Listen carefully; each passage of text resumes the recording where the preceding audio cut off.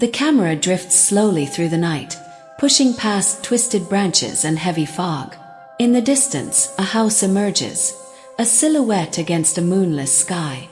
The windows are broken like hollow eyes staring back. The roofline sags, and every gust of wind rattles the loose boards, making the place look as if it's breathing. The closer you get, the more the air itself feels heavier, colder, as though the house doesn't just stand there. It waits. The lens lingers on the front gate, rusted and leaning. It swings open on its own, squealing softly in the darkness. Beyond it, weeds choke what was once a path. The porch is caved in places, but the door remains tall and warped, as if daring you to step inside. And then the narration begins, low and deliberate, like a whisper that crawls into your ear. Every abandoned house has rules. Break them and you won't walk out. The camera pushes forward, closer, into the porch shadows where the wood creaks under invisible weight. A broken lantern dangles, swaying slowly, though there is no wind. Tonight, I'll reveal the 3 forbidden rules whispered by locals. Rules that, if ignored, the camera rises up to one shattered window. Inside only darkness, but for a split second, the reflection of the moon catches on a tall mirror inside the room. Something moves there, faint, as if waiting for someone foolish enough to look closer. Could cost you your soul. The music deepens, a low hum of strings like a warning heartbeat. The house seems alive now, its cracked walls pulsing in the night. A child's laughter echoes faintly, carried on the wind, though no children live here. The sound is distant at first, then sharper, as if it comes from just behind the door. The camera pans closer, focusing on the handle, rusted, unmoving. The laughter stops suddenly, leaving only silence. The narrator's voice cuts back in. They say no one enters this house after midnight, not unless they want to carry its curse. For decades, the locals have kept their distance, but the stories remain. Stories of visitors who broke the rules and never walked back out. The porch boards groan louder, as if something is moving beneath them. The sound rises closer, then stops. The camera tilts upward, catching the second floor. One of the windows is no longer empty. A shadow stands there, still silent, watching. The figure blinks out as quickly as it appeared. You can laugh, you can call it superstition, but every town has its legends. This one is darker than most, because this house doesn't just hold memories, holds rules. Rules that are not meant to be broken. The music cuts suddenly, leaving only the sound of the wind. The camera zooms in tight on the door. The wood splintered, the handle cracked. Then, faint but unmistakable, 3 knocks echo from inside. Narrator whispering now. And the first rule is never answer the knock. The screen fades to black.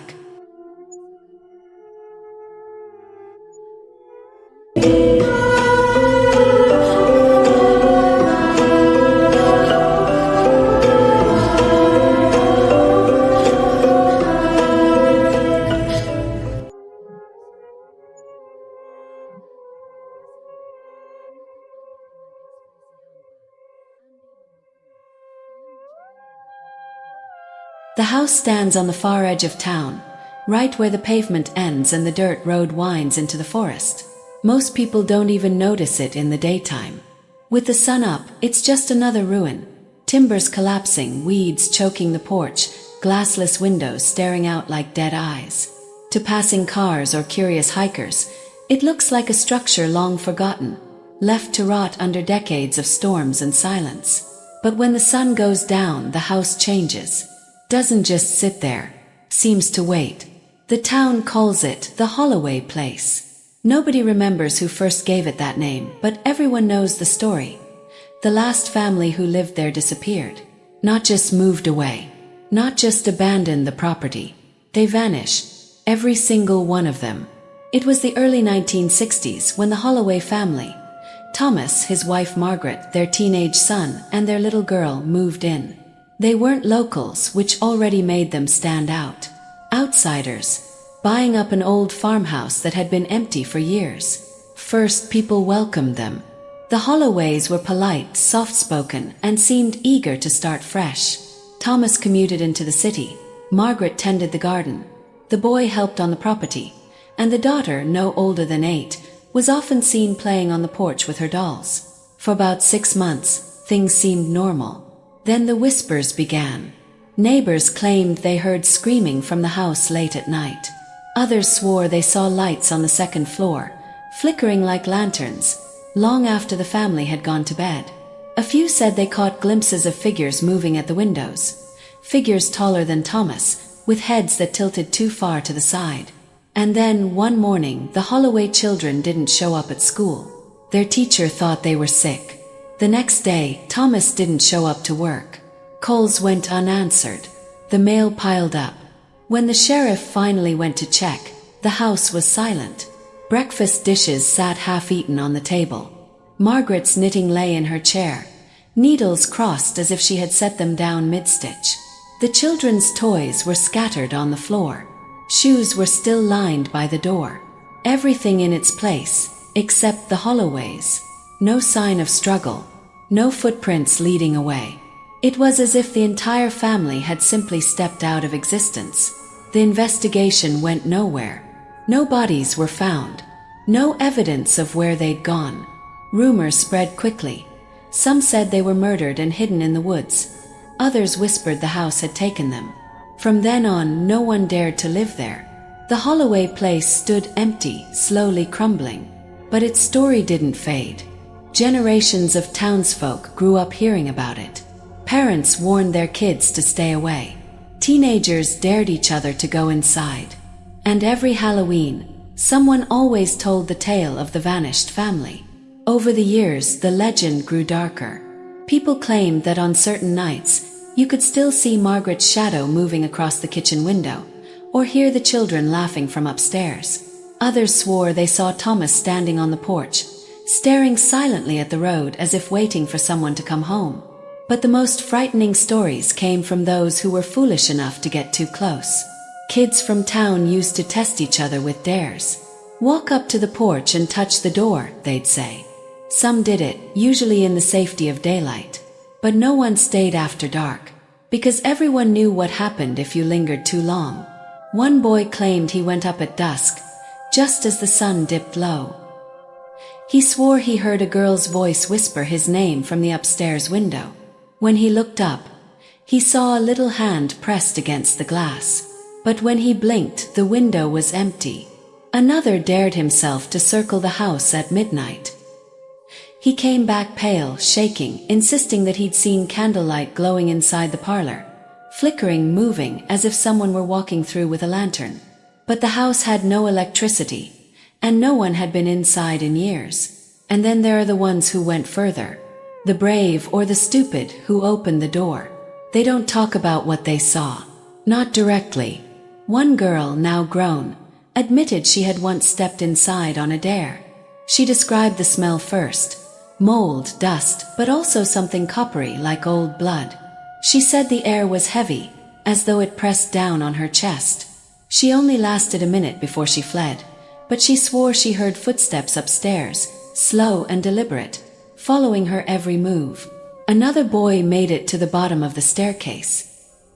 He said the steps groaned beneath him, but when he froze, the sound of footsteps kept going, up above him, pacing back and forth across the second floor. He ran before he could see who or what was making them. By the 1990s, the Holloway Place had become a full-blown local legend. Teachers mentioned it in hushed tones, warning children not to play near it. Hunters avoided the woods behind it, claiming the animals refused to cross too close.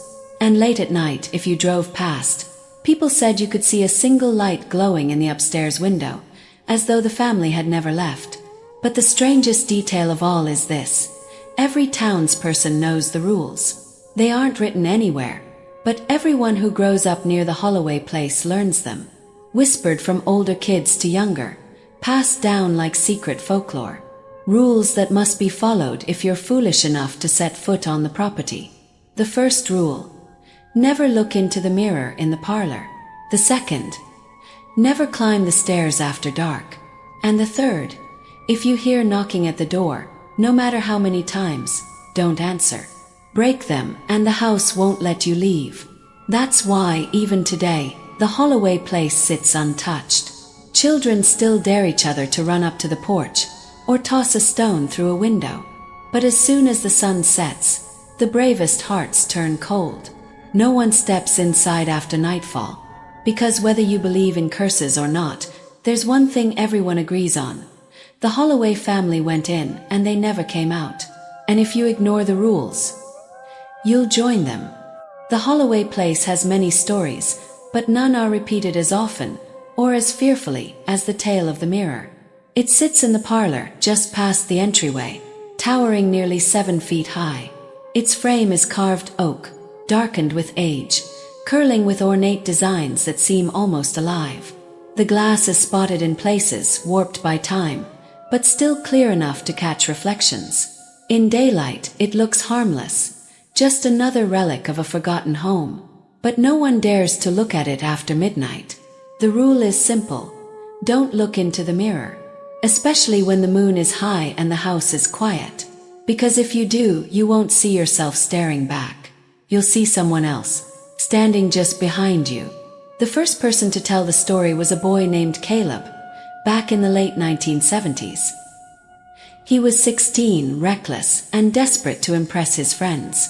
They dared him to break into the Holloway Place at night, and Caleb, never one to back down, agreed. His friends waited outside, too scared to follow. Caleb lit a cheap flashlight and crept into the parlor. Dust swirled in the beam of his light. The boards groaned under his weight. And then he saw the mirror. Later, when he told the story, his voice always dropped to a whisper. He said the mirror seemed to breathe. The longer he looked at it, the more it pulled at him like gravity. Against every instinct, he raised the flashlight and stepped closer. At first, his reflection stared back, pale, nervous, clutching the beam of light. But then the glass rippled. His reflection blinked late, half a second after he did. And then another figure appeared, rising up behind him. He swore it was a tall man, lean and shadowy, with eyes that glowed faintly like embers. Its head was bent too far, tilted unnaturally like a broken doll. And it stood so close, he should have felt breath on the back of his neck. Caleb dropped his flashlight. The beam rolled across the floor, lighting up the walls. He spun around. Nothing. Tier. But when he turned back to the mirror, the figure was still there, standing, waiting. That was the moment he ran. His friends found him screaming, crashing through the weeds, swearing that something was chasing him. He refused to explain at first, but weeks later he admitted what he had seen. From then on, he couldn't sleep without the light on. Even decades later, when he had a family of his own, his wife said he never went to bed in total darkness. He carried the mirror with him, not physically, but in memory, burned into his mind. Caleb's story spread quickly through town. Kids whispered it at sleepovers. Parents used it as a warning. Stay out of that house. Don't go near that mirror. But over the years, others tried. One teenager, curious after hearing Caleb's tale, went into the Holloway Place on a dare. She claimed she didn't see anything at first, just her reflection distorted by dust. But then she noticed her reflection's mouth moving when hers wasn't. She leaned in, frozen, as her own mirrored self whispered words she couldn't hear. She bolted before the sound reached her, but she swore she could feel hot breath in her ear for weeks afterward, even when she was alone. Another boy was braver, or dumber. He lingered too long. They say he locked eyes with the figure in the glass. His friends found him outside minutes later, shaking violently, unable to speak. He didn't talk again for nearly 3 days. When he finally did, all he said was, "It's still inside." He refused to ever explain what he meant. Locals have their own theories about the mirror. Some say it belonged to Margaret Holloway, the mother of the family, that she used it daily, brushing her hair before it in the evenings. And when she and her family vanished, her spirit, and whatever else lurked in that house, took up residence in the glass. Others insist the mirror was never ordinary, that it wasn't bought but brought, an heirloom passed down through Margaret's bloodline, an object already cursed before it ever entered the Holloway home. Whatever the truth, one thing is certain: the mirror doesn't just reflect, shows. Even today, thrill-seeking teens test themselves by standing in the parlor after midnight. They shine their phones on the glass, laughing nervously. Most claim they see nothing but dust. But every once in a while one of them goes quiet. Their phone shakes in their hand. And they leave, refusing to speak of what they saw. A local man, now in his 50s, confessed years later that he had looked into the mirror as a boy. He said he didn't see a man, but a little girl, standing behind him, smiling, her eyes too wide. She lifted a hand as if to wave. He ran before she could finish the gesture. Even now, when he tells the story, his hands tremble. And then there are those who don't even make it to the mirror. They say if you enter the parlor after midnight, you feel watched before you ever look into the glass, as though the figure is already there, waiting, pressing against the inside of the mirror for someone foolish enough to meet its eyes. The Holloway Place remains abandoned, but the rule has never changed. Don't look in the mirror, because everyone who has, even if only for a second, comes back altered. They don't always admit it. They don't always talk about what they saw. But the evidence is in their silence, in the way they avoid mirrors afterward, in the lights they leave on at night. Some say the mirror doesn't just show you something, it marks you. Once you've seen the figure, it knows your face. And mirrors are everywhere. In bathrooms, bedrooms, storefronts. Even when you think you're alone, when you glance into the glass and see your reflection, you'll wonder, is it really just me? And if one day your reflection blinks too late, or whispers words you cannot hear, you'll understand why the first rule exists. Never look into the mirror at the Holloway Place, because what looks back at you might not let you go. If the mirror in the parlor is the first warning of the Holloway Place, the staircase is the second. Locals say the house keeps its secrets upstairs, and anyone who dares to climb those wooden steps after dark never comes back the same. At first glance, the staircase looks ordinary, worn but sturdy, carved from the same oak as the rest of the house. But those who've stood at the bottom know better. The air near it feels heavier, colder, as though the upstairs breathes differently from the rest of the house. And then there's the sound. The steps groan and creak, even when no one is on them. People who've lingered too long in the parlor swear they've heard the staircase complain under invisible weight. One step, then another, then a pause like something waiting halfway up. If you call out, there's no answer. If you run, the creaks follow, slow, deliberate, pacing you until you leave the house entirely. It's why the second rule exists. Don't go upstairs. The legend ties the upper floor to the Holloway's daughter. She was only 8 when she lived there, bright-eyed, always clutching her favorite rag doll, often seen playing in the upstairs room with its lace curtains fluttering in the breeze. Locals say she loved that room more than anywhere else. But when the family vanished, whispers began. Some said the little girl never truly left. Over the years, people brave or foolish enough to enter the house claimed to hear her laughter drifting from the upper landing. It wasn't playful like children in a schoolyard. It was soft, almost private, like a giggle whispered into your ear. The kind that makes your skin crawl because you know you're alone. One boy in the 1980s swore he saw a doll lying at the top of the stairs. He insisted it wasn't there when he first entered. When he crept up to look closer, the doll's glass eyes seemed to shift, just slightly, following him. He ran before he reached the landing, but when he returned with his friends hours later, the doll was gone. Another account came from a local hunter who, on a dare, entered the house one autumn night. He climbed 3 steps before stopping cold. He said he felt a breath on the back of his neck, warm, wet, unmistakably human. When he spun around, no one was there. But the breath came again, this time directly in his ear. He bolted, and when he told the story years later, his eyes still filled with terror. The upstairs room itself has become the center of the lore. They call it the girl's room, though no one dares set foot inside after dark. Those who've peeked through the doorway describe a rocking chair that sways on its own, the faint scent of old lavender lingering in the air, and walls that seem to hum with a low, steady vibration. And then there's the laughter. Several people, standing outside in the yard, have claimed to hear a child giggling from the upstairs window.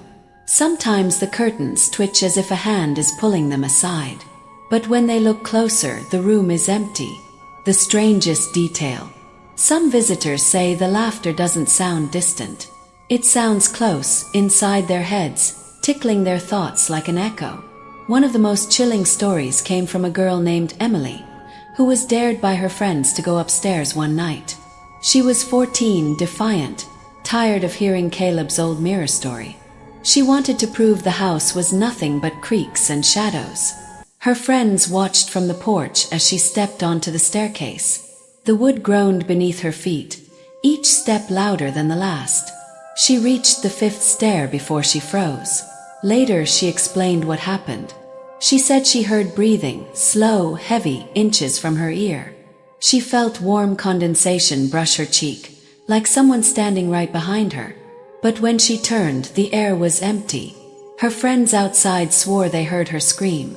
She bolted down the stairs, stumbling onto the porch, pale and trembling. She refused to go near the Holloway Place again. Years later, she admitted in a whisper that what terrified her most wasn't the breathing. It was the giggle that followed, a child's laugh bubbling up from just over her shoulder. The house doesn't just guard the staircase, tempts you with it. Locals say if you stay long enough downstairs, you'll feel compelled to climb. The stairs seem to whisper to you, urging you upward. Some describe a tugging sensation like invisible hands pushing at their back. Others say the air shifts, heavier below, lighter above, as if the house is guiding them upward into the trap. Those who resist leave shaken. Those who give in rarely talk about what they saw. One man, drunk and reckless, tried to sleep overnight in the Holloway Place as a bet. His friends left him with a flashlight, laughing, expecting him to bolt before midnight. When they returned in the morning, the man was gone. His sleeping bag lay crumpled at the bottom of the staircase. His flashlight was shattered on the landing. The sheriff searched the property, the woods, even the nearby creek. No trace was ever found. Locals whispered that he broke the rule. He climbed the stairs. The upstairs has another peculiarity. The footsteps. Even when the house is empty, people outside sometimes hear pacing above. Slow, measured back and forth. Sometimes 2 sets, one heavier, one light and quick, like a child running. On quiet nights, if you dare to walk by the Holloway Place, you might hear it too. The boards above creak, the rhythm unmistakable. And if you stop to listen, the footsteps stop too, like whatever is upstairs has noticed you. Some claim they've seen movement in the upstairs windows. A shadow passing by, face peering down. Once, a driver swore he saw a little girl standing at the glass, waving slowly as his car passed. When he looked again, the window was empty. Whether it's the daughter's ghost, something darker, or just the house itself, no one knows. But the stories all circle back to the same truth. Whatever waits upstairs is not meant to be disturbed. The second rule exists for a reason. Don't climb the stairs. Don't test the weight of the steps. Don't let the laughter lure you closer, because if you do, the house will welcome you. And once you've stepped into the girl's room, you won't walk back down again. The Holloway Place keeps its silence year after year, but the rules endure. Parents still warn their children. Teenagers still dare each other. The staircase still groans at night, as if something unseen climbs it endlessly, waiting for company. And if you ever find yourself in the parlor, staring up at the dark landing, remember this. The breathing you feel on your neck isn't your imagination. The laughter you hear upstairs isn't the wind. It's her, the little girl who never left. And she's waiting. The Holloway Place has many warnings whispered through the town, but the third rule is the most chilling. It's not about mirrors or stairs. It's about the door. They say if you stand inside long enough, sooner or later, you'll hear it. Knock. 3 slow raps against the old wooden door. Always 3. Always the same. It doesn't matter what time it is. midnight, noon, dawn. The house chooses its moment. And when the knock comes, you must never, under any circumstance, answer it. Because those who do are never seen again. The stories about the knock go back decades. Some claim the Holloways themselves heard it before they vanished. That one night, long before the sheriff found their breakfast still on the table, Thomas Holloway opened the door to a visitor who wasn't supposed to exist. And from that moment on, the family was doomed. Course no one knows for certain. But the rule remains. When the knock comes, don't open. The first reported encounter after the Holloways disappeared came in the late 1970s. A group of teenagers dared each other to spend the night inside. They lit candles in the parlor, passing a bottle of cheap whiskey, laughing louder than they felt. Around midnight, the laughter stopped. A sound echoed through the house. 3 knocks on the front door. At first, they thought it was one of their friends outside trying to scare them. But when they called out, no one answered. One boy, braver than the rest, started toward the door. The others shouted for him to stop, but he sneered. It's just a trick. He reached for the handle. Before he could touch it, the knocking came again. This time louder, more insistent. The boy froze. The others swore later that the door seemed to bulge inward, as though something was pressing against it. The candles flickered violently, nearly snuffed out. And then the boy ran back to them, face pale, refusing to explain why he'd changed his mind. They all left together, stumbling into the night. For weeks afterward, the boy was different, quieter, jumpy, unwilling to go out after dark. When pressed, he finally muttered one sentence. It knew my name. Not everyone was as cautious. In the early 1990s, a man named Harold, known for his drinking and bravado, bragged in the local bar that he wasn't afraid of the Holloway Place. Ghost stories, he said. Nothing more. His friends bet him he wouldn't spend the night inside. Harold accepted. That night, he carried a lantern into the parlor and sat in the rocking chair. Hours passed. Then, just as the town clock struck 2, it came. 3 knocks. Neighbors later swore they saw a dim glow moving behind the broken windows. But by morning, the house was silent again. When a friend went to check, the front door stood wide open. Inside, Harold's lantern lay shattered on the floor. His pack of cigarettes was on the chair. But Harold himself was gone. No footprints, no signs of struggle, just absence. The sheriff organized a search of the property, the woods, the nearby fields. Nothing. It was as if Harold had walked out into the night and dissolved into air. From that day on, the rule was repeated with even greater fear. When the knock comes, don't open. Witnesses describe the sound differently. Some say it's faint, polite, as though a neighbor has come to call. Others insist it's loud, rattling the frame, shaking dust from the rafters. But everyone agrees on one detail. The knocking is always followed by silence. If you wait long enough, it might come again. Sometimes once, sometimes twice. And with each round, it grows harder to resist. People say the air changes during the knocking. It grows thick, charged, almost metallic in taste. Some claim the temperature drops. Others feel watched, as though eyes are peering through the cracks in the wood, waiting. And the bravest, or most foolish, say they hear whispers just beyond the door. A voice calling softly, sometimes familiar, sometimes a loved one, sometimes even their own voice echoing back at them. That's the trap. Because once curiosity outweighs fear, the door is opened. And whoever stands there, if anyone stands there at all, is never what you expect. One of the darker tales tells of a young couple in the early 2000s who decided to film themselves inside the Holloway Place. They brought a camcorder, hoping to catch proof of the haunting. The footage, recovered later, showed them laughing nervously, making jokes about the mirror and the stairs. Hours passed with nothing unusual. Then the knock came. The camera captured the sound clearly. 3 slow, deliberate raps. The couple whispered nervously. The man approached the door, grinning at the lens as if to show he wasn't afraid. The woman begged him not to.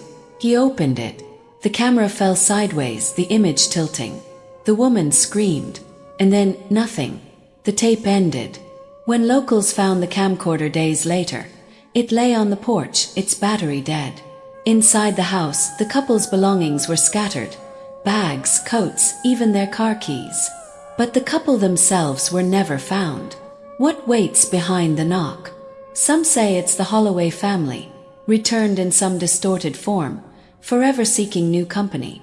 Others claim it's not human at all, that the house itself knocks, trying to lure souls inside, feeding on their curiosity. A few believe it's something older, that the house was built on cursed ground, and the knocking is the sound of the earth demanding payment. Whatever the explanation, the results are always the same. Open the door and you're gone. Those who've resisted the knock tell stories of what happens afterward. One man claimed that after ignoring the sound, the knocks followed him home.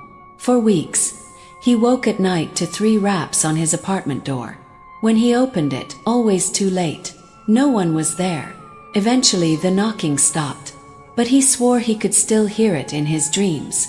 Another woman, who stood inside the house as a teenager and refused to answer, said the sound grew more violent with each round, until she thought the door would burst off its hinges. She ran out screaming before it could happen. Even now, she refuses to live in any house with a front door that faces west, the same direction as the Holloway Place. The third rule is perhaps the cruelest because it plays on instinct. Doors are meant to be opened. Knocks are meant to be answered. That's what makes it a trap. The house knows that curiosity kills more often than fear. And when you hear that knock, when you stand in the silence afterward, every part of you wants to know who's there. But the rule is clear, don't answer. Even now, the Holloway Place waits at the edge of town. Its windows gape, its boards rot, but its rules remain alive. The mirror, the stairs, and the door. And if you're unlucky enough to stand in the parlor at night, you may hear it. It will sound ordinary. It will sound human. But if you reach for the handle, if you pull that door wide, remember Harold, remember the couple, remember the Holloways. Because whatever waits on the other side isn't here to visit. It's here to take you. The camera drifts closer through the night air, the Holloway Place looming larger with every step.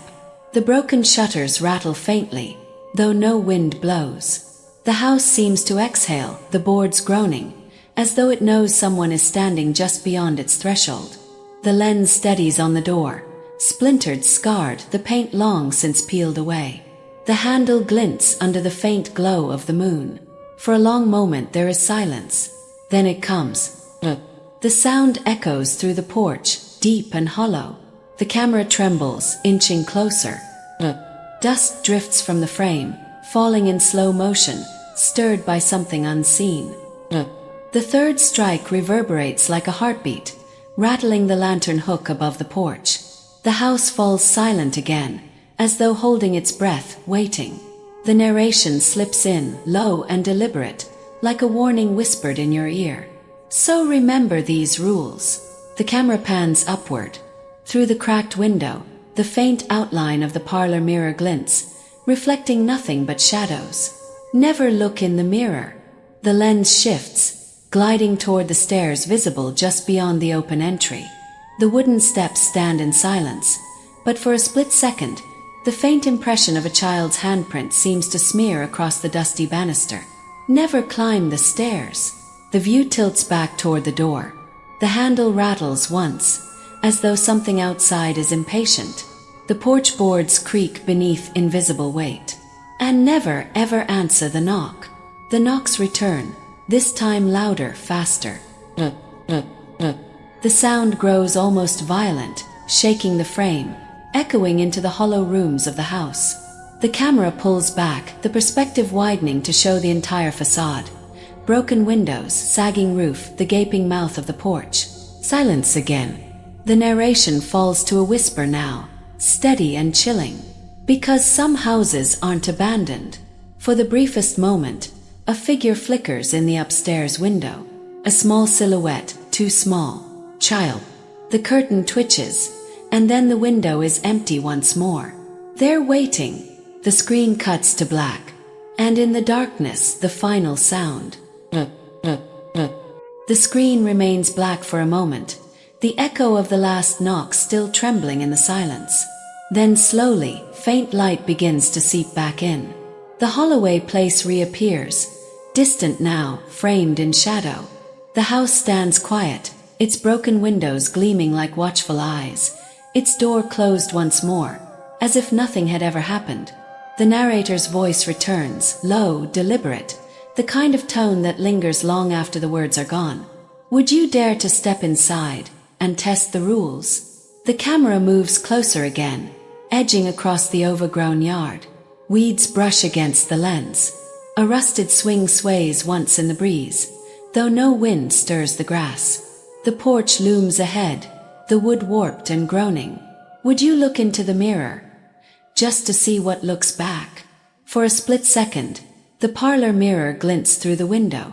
Something flashes across it, a shape gone too quickly to name. Would you climb the stairs, knowing each step might be your last? The lens tilts upward. The staircase waits in the gloom, empty, but the faintest giggle echoes from above, so soft you wonder if you imagined it. Would you answer the knock when the sound comes calling in the dark? The camera steadies on the door once more. Silence. Then the faintest tap, so light it could be nothing, or everything, or... The narrator pauses, and the camera begins to pull back, retreating across the yard, past the broken fence, into the dark safety of the road. The house shrinks in the distance, though its presence never feels smaller. Would you walk away and let the house keep its secrets? For a moment everything is still. The Holloway Place sits in silence, as it has for decades, waiting for the next curious soul. The narrator's voice shifts slightly, steady, inviting. If you enjoy stories like this, remember this house is only one of many. There are darker places still waiting to be explored.